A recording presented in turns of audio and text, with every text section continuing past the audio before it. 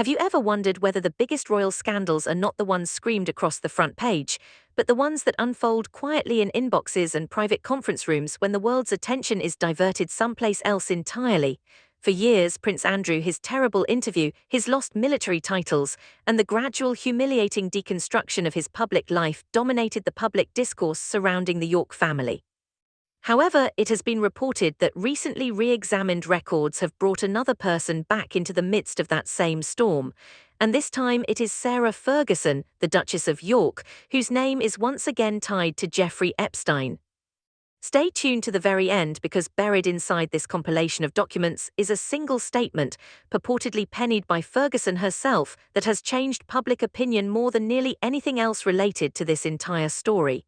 You must first comprehend something about Epstein's initial belief that many people are still unaware of in order to comprehend the significance of these materials. Epstein did not spend his entire sentence imprisoned in a cell after entering a guilty plea on crimes involving kids in Florida. According to reports, he was given access to what was officially referred to as a work release program associated with the Florida Science Foundation. It looked like a respectable employer on paper. Investigators who later examined the arrangement said that there were serious concerns about whether the foundation ever served as a true place of employment or if its main purpose was to provide Epstein with a legal excuse to leave custody for extended periods of time. According to reports, he was only brought back to prison in the evenings and was permitted to leave for up to 12 hours every day. When it originally came to light, this revelation shocked a lot of people. But what investigators found even more interesting years later was who had purportedly strolled through his office during his hours of freedom. Travel and visitor data pertaining to two distinct events in the spring of 2009 contain Sarah Ferguson's name. That immediately raises obvious questions. Why would a member of the British royal family travel to witness a convicted sexual offender fulfilling a work release sentence? In reality, what was discussed in that office? And why did anyone outside a tiny circle realize these meetings had purportedly taken place until years afterward? The first of such visits is said to have taken place in April 2009, with a second meeting taking place a few weeks later, according to reports reported by multiple sites. Reports further say a third visit was planned but never transpired, purportedly owing to a change in her travel schedule. Examining the timeline, investigators discovered another important detail.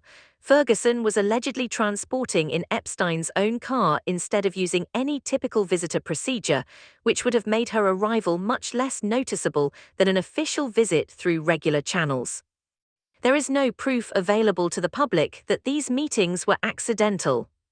Instead, observers analyzing the pattern have contended that the visits seem to be organized rather than coincidental and purposefully timed around Epstein's release windows. Almost no one outside of a small group was aware of any of this at the time. The royal family was handling a long list of issues. Ferguson's financial situation was constantly scrutinized. Andrew's connections had not yet exploded into the global scandal they would eventually turn into. Everything appeared normal from the outside, but rumors said that a whole other story was developing beneath the surface, one that would take more than 10 years to fully emerge. According to reports, Sarah Ferguson emailed Epstein on April 4, 2009, informing him that she will be in Palm Beach in a few hours. The tone of the message, according to those who have examined it, was shockingly casual, asking whether the two of them might meet for what she reportedly described as a quick cup of tea. She apparently signed off with the words, "Love Sarah the redhead."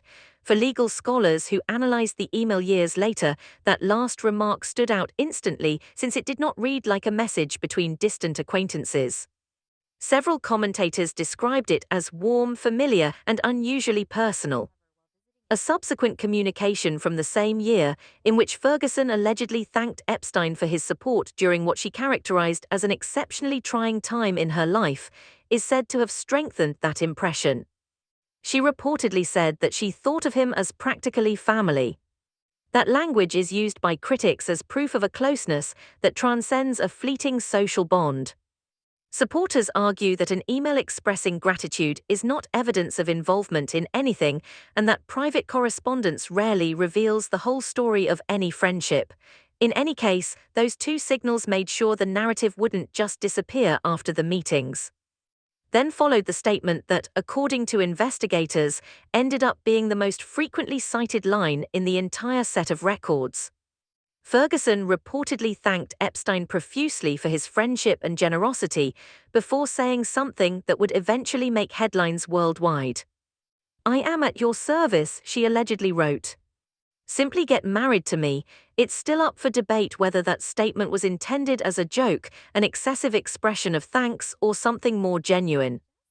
But once those statements reached public conversation, they changed what many had considered was an ordinary, if unhappy, friendship into one of the most scrutinized royal associations of the modern age. And Sarah Ferguson was not spared the consequences. Long after their marriage had formally ended in the 1990s, Ferguson and Prince Andrew continued to live together at Royal Lodge, maintaining one of the most peculiar arrangements in contemporary royal history.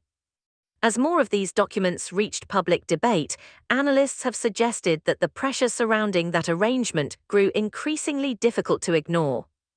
All of the family's years of well-maintained public relations appeared to be in jeopardy once more. Every fresh report revived a debate many felt had already been settled. The timing couldn't have been worse for Andrew, who had already lost royal patronages and military posts due to the consequences from his own affair. Now, according to royal analysts, this increased attention around his former wife threatens to draw the York name back into an issue the university had spent years trying to discreetly move past. Reports say that behind palace doors, conversations were increasingly hostile, even though the royal household rarely remarks publicly on private family affairs. Observers say senior advisors have grown concerned about the cumulative weight of recurring controversies related to the York family specifically. Each fresh discovery extending a crisis the monarchy has tried hard to contain. Every headline that mentions the Duchess invariably brings attention back to the York family as a whole. Especially Princess Beatrice and Princess Eugenie, who have spent years quietly establishing their own careers, contributing to philanthropic organizations, and raising young children mostly out of the public eye. Royal analysts frequently highlight the peculiar burden that children born into well-known households bear, carrying the weight of choices taken long before they had any say in the matter. Commentators claim that this makes it nearly impossible for Beatrice and Eugenie, in particular, to strike a balance. Any statement you make in public runs the danger of making news. If you don't say anything, people will start speculating about your silence. According to analysts in royal circles, the institution still prioritizes stability over conflict. This long-standing strategy has further intensified under King Charles as the palace strives to emphasize continuity. The institution tends to think in decades rather than days, as noted by royal historians. Instead of directly participating in public disagreements, let legal actions and investigative reporting speak for themselves. It's another matter entirely if such tactic satisfies public curiosity, since unresolved issues typically lead to more conjecture rather than less. Nevertheless, these tales raise more general issues that go far beyond a single family. How close should a prominent figure stay to someone who is the subject of grave accusations? When does a private organization come under public accountability? Can the appearance of fresh documents change the perception of a connection that has existed for decades? These issues are relevant to organizations and people much beyond the House of York, which is part of the reason this story is still making headlines almost 10 years after the alleged acts it recounts occurred. Emails don't vanish. Travel documents are still kept on file. Years after anybody anticipates them, court documents may reappear. Additionally, once a document is made public in the digital era, it usually finds a new audience with each news cycle that goes by. According to reports, investigators and reporters think more documents related to the larger Epstein case may still surface. Furthermore, it is impossible to foresee whether fresh information would further alter this narrative or merely provide additional context for what is already known. Unquestionably, this is no longer just a tale of a single woman's 2009 judgment. It has turned into a case study of how modern communication is perpetually maintained and how hard it is for any public figure to overturn a decision made decades ago. The headlines may eventually subside when the paper trail catches up, but this particular chapter of royal history is unlikely to end permanently as long as investigators continue to examine the larger Epstein timeframe and new information continues to surface. We cover the stories inside the British royal family that seldom receive the attention they deserve, so if you thought this in-depth look was worthwhile, stay tuned and subscribe. And we sincerely want to hear your thoughts. Should public people continue to be judged by judgments made decades ago, or does there come a moment where previous scandals are finally let to rest? Thank you for watching, and we will see you in the next inquiry.